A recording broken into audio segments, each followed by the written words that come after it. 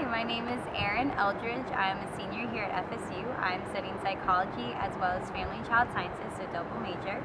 And I decided to go into psychology when I was honestly about 8 years old. My parents got divorced, long story short, and I just went to a psychologist. And I remember having that interaction and just being very impressed by having kind of a friendly face and a friendly person to have with that transition in my life. And so I knew from then on that I really wanted to do that with my career. And I decided on family and child sciences through the classes that I had to take for my liberal arts background, for my culture requirements. And I took a couple of family and child science classes, and I was like, I love working with children. This goes hand in hand with everything. So I picked it up as a double major. And for my future career path, although I'm not going straight off into graduate school, I'm taking some time off. But I do plan on going to graduate school to get a master's in mental health counseling or social work. And so this helps me because not only does it help me understand the research that I'm going to be reading and using to understand my clients and the practices I'm going to use with them, but family and child sciences also helps with that knowledge of understanding that everyone comes from a different background, and psychology plays into that as well. Understanding social psychology and why people think and do the things they do, and also abnormal psychology and maybe what are the symptoms that this particular mental illness is displaying. So that definitely helps me out with my future background.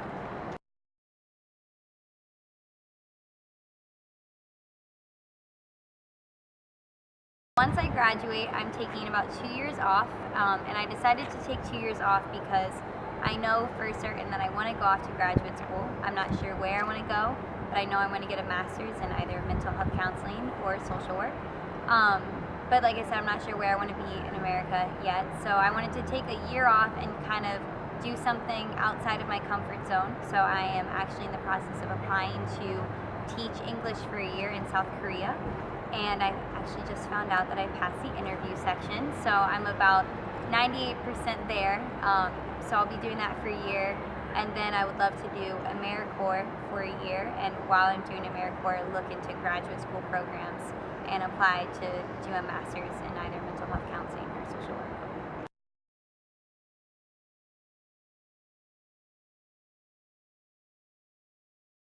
Luckily, I've had the opportunity to, before I came to FSU and started getting involved in research, I thought 100% I wanted to do clinical psychology and be a psychologist and have my own private practice. And that's still something that's in the back of my mind, but I was able to take a couple of those courses, clinical psychology being one of them, and have the opportunity to work in a DIS.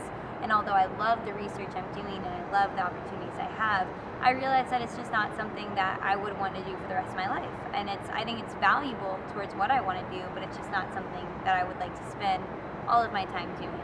So if it wasn't for those opportunities, I would not have known that I wanted to take the path that I'm taking.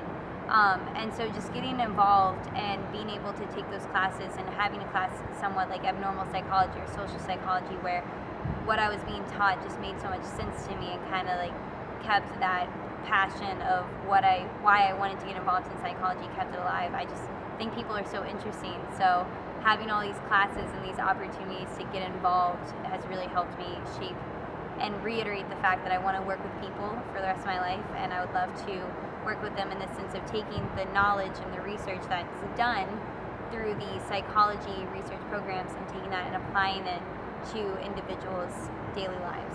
So.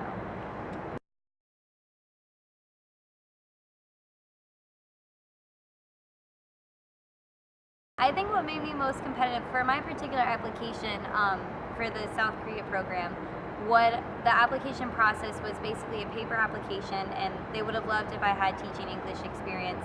Unfortunately, I don't. But I think what still allowed me to not only pass the paper application process, but also the interview process, is the fact that I've had experiences with children.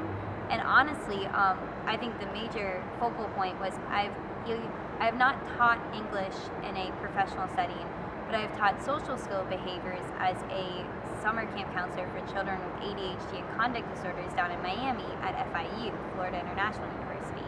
And it's through their summer treatment program. And I found out about that program when I was a sophomore here at FSU through an email that the psychology advising program actually sent out to all the psychology students. And I saw this, and I saw that I'm from South Florida, so it worked out perfectly, and it was a paid internship.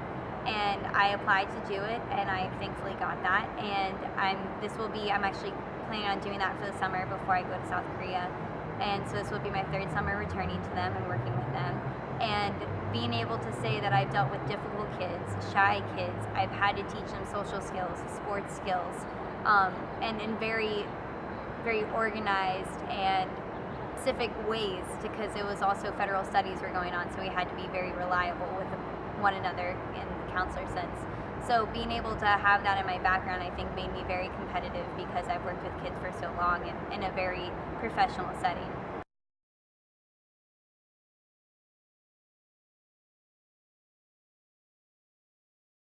The only advice that I would have is get involved and also get to know your professors or your graduate students or your TAs. Just get to know them, because I not only have my professors helped me, because whether I've had them for a class or not, I've just heard them speak in organizations. I have always felt comfortable enough to schedule those meetings and talk to them and ask them a myriad of questions about what I would want to do in the future, how does this apply, how do I get there. And with graduate students, getting involved in DIS, and if you think you're interested in research, getting involved in that through a DIS, because that also helps you realize, yes, this is something I want to do 24/7, or no, this is something I love, but it's not something I want to do for the rest of my life.